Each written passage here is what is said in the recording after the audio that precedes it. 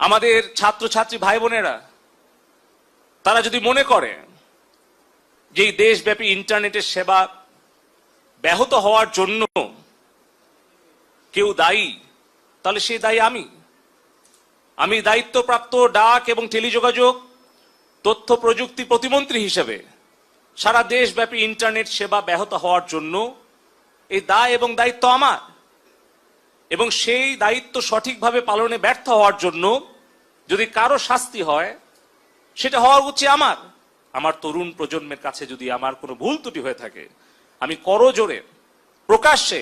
আমি ক্ষমা প্রার্থনা করছি। এবং এই ইন্টারনেট ব্যাহত হওয়া, এই সোশ্যাল মিডিয়ার গুজব প্রতিরোধে ব্যর্থ হওয়া, এই সকল কিছু দায় এবং দায়িত্ব ব্যর্থতা আমি নিজের কাঁধে তুলে নিচ্ছি এবং যে কোনো সিদ্ধান্ত আমি মেনে নেওয়ার জন্য আবারও প্রতিশ্রুতি